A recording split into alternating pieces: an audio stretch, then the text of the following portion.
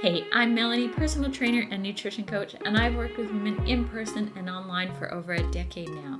Today, I'll be showing you some of my favorite exercises to lift and shape your glutes without growing your legs, because I know a lot of you, like me, feel like your legs are muscular enough.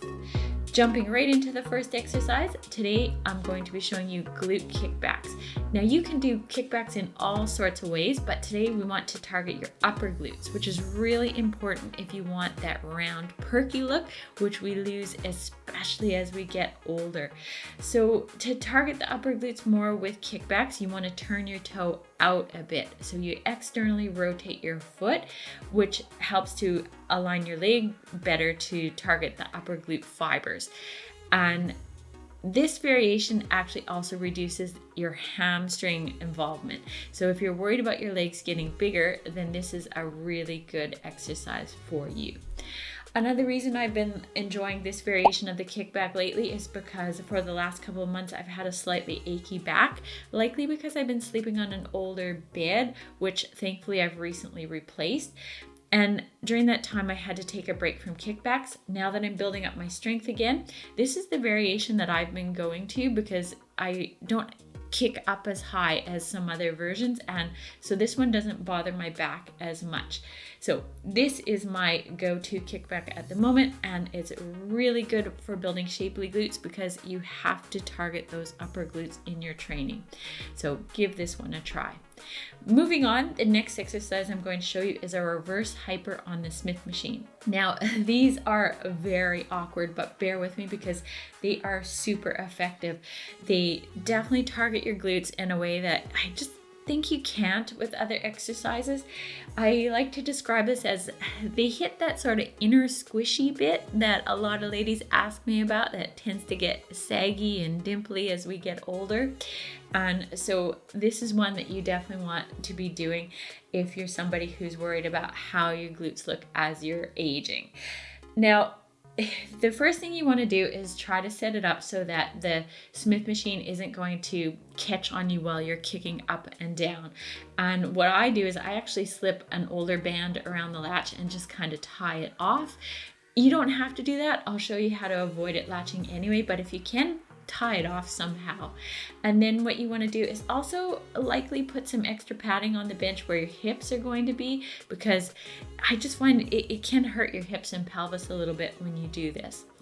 And then you lay your whole body on the bench and get both feet up on the bar. Now what you want to do is pay attention to the angle of my feet in this video. I'm sort of also pressing towards the wall rather than straight up. And that's what's going to help the latch stop catching if you don't tie it off. It's the angle at which you're pushing, because when you're sort of pushing away, it's going to stop that latch from turning around and catching on you. Now this depends on the Smith machine that you're working on, but for most ladies, this is probably going to work. The other little tip that I would give you with this is sometimes I see ladies doing it and they come up really high, creating an arch in their lower back. And that might be okay if you're young and have a super healthy back. But for me, I just come up high enough that I can get a good squeeze in my glutes, and I avoid arching my back and putting extra stress on it. Now, if you find this hurts your back, or if it hurts your pelvis too much laying fully on the bench like this, what you can do is simply drop the weight on the machine and do a single leg version. This is going to feel much easier on both your back and your pelvis. So I actually like to do the single leg more often because it also lets me work on imbalances between sides. I have one side that seems to do all the work and one lazy glute, which is pretty common for women. But also I just find the single leg more comfortable. So I wanted to show you that here too, because it's definitely a good option. But as I said, I think that the double legs really work that inner squishy bit more. So I would have both in your repertoire if you can. Now, finally, the last exercise I want to show you are some single leg hip thrusts on the landmine. Again, a very awkward exercise, but worth doing because it is so targeted to those glutes.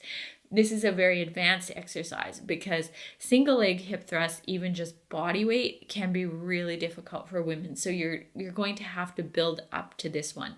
But if you are more advanced, what you want to do is create a landmine, unless you train in a gym that has one. And it's actually really easy to make a landmine. You just need to find a way to brace the end of your Olympic bar against something solid. So I just put a really heavy dumbbell on the floor and then a towel against the dumbbell, and then I wedge the bar into that towel. The towel really helps hold the bar in place. You could also do this in the corner of a room. Just make sure you pad it really well so that you don't damage your walls. And then what you want to do is sit on the floor against a solid bench so that it doesn't slide around on you. And then you roll the bar over your legs. Now, this is going to be easier to do if you have a bigger plate on the bar, but of course that's going to make the exercise harder because you'll be lifting more weight. One thing you're going to see here in the video is that I'm not using any padding between my hips and the bar, and that's because I just push the bar into a spot that's comfortable for me. I find it awkward to try to get some padding in between my hips and the bar, but if you find this hurts your hips, which it definitely does for a lot of ladies, just try to put like a towel or something there to pad your hips a little bit and protect them. The reason that I really like this variation of the hip thrust is because I find with 2-leg hip thrust, my back often tires out before my glutes, and I've got to do a lot of reps to hit failure unless I go really heavy. And I find double leg hip thrusts, they're great, but I don't love them. Whereas with this version, it's all glutes and I can very easily hit failure by 10. So it means I don't have to do a lot of reps because it's really hard. And it's just so effective. It's so targeted to the glutes. So I really love this variation, even though it's a bit awkward, and it will definitely take you a couple tries to get used to. So those are 3 exercises you can do if you're looking to shape up your glutes without building your legs. Let me know in the comments which exercise you like the most, and be sure to check out my programs over on femalefitnesssystems.com if you want some help with your training.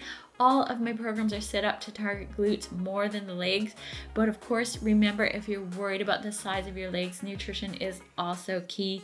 Dropping even just a few pounds, being on the leaner side, can make a big difference to how your legs feel. And in my experience, most women aren't happy with their legs unless they also address their nutrition and aim to take off a few pounds, because you can't reduce the size of your legs with training alone.